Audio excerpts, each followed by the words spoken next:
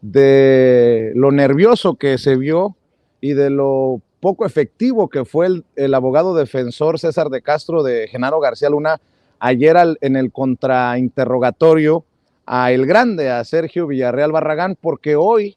otro de los miembros del equipo defensor de Genaro García Luna, al contrainterrogar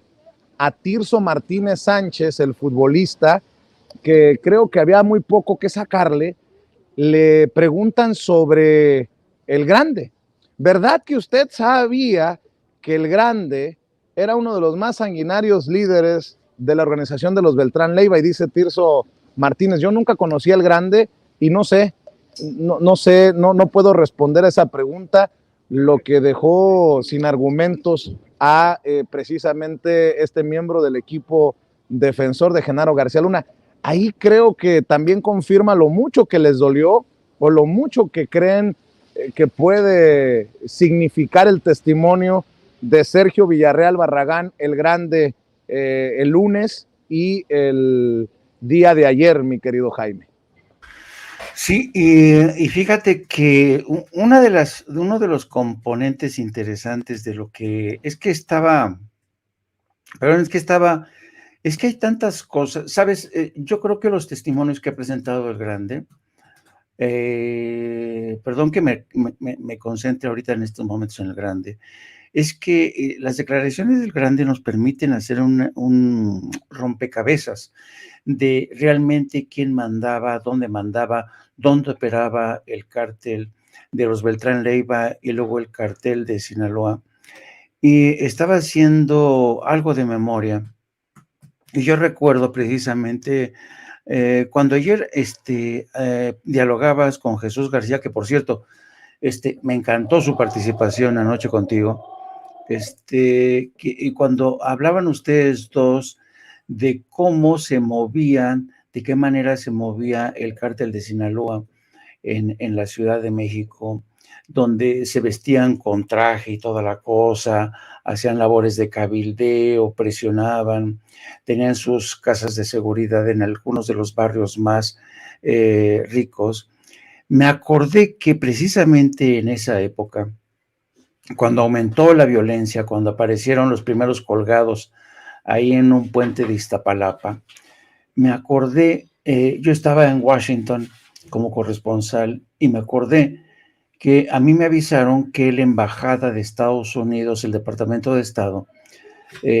al percatarse de estas acciones tan inusuales del cártel de Sinaloa en la Ciudad de México, decidieron incorporar a la Ciudad de México, digamos, en la lista negra de aquellos lugares donde les recomendaban a sus ciudadanos no viajar, no tocar base, no pasar por la Ciudad de México. Bueno, esto ocasionó una crisis diplomática de la que los medios de comunicación prefirieron guardar silencio. El caso es que la Embajada de Estados Unidos y varias unidades de inteligencia que tenía a su servicio el Departamento de Estado elaboraron un informe en el que se ponía una alerta sobre la Ciudad de México por el ambiente de creciente violencia. Y entonces el gobierno de México presionó para que no se incluyera a la Ciudad de México, donde ya operaban los carteles, y decían que no se podía tolerar, presionaron muchísimo, muchísimo, a tal grado que efectivamente consiguieron que en ese momento el Departamento de Estado decidiera excluir a la Ciudad de México, a cambio de que no lo sea ciencia cierta. Pero ciertamente Estados Unidos ya sabía que en la Ciudad de México había una violencia preocupante protagonizada por los cárteles de la droga. Eso te da la medida de hasta qué punto el gobierno de Gabriel Mancera, de Miguel Ángel Mancera, estaba tratando de quitarle hierro al asunto y el gobierno de México también,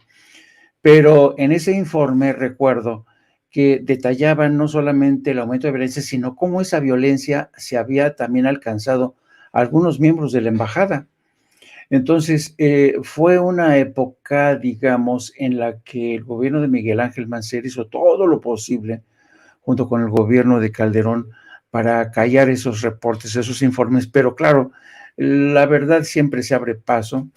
Y hoy pues reafirmamos, y me acordé muchísimo mientras tenés el diálogo con Jesús García ayer, de esa época, y cómo ya la actividad de los carteles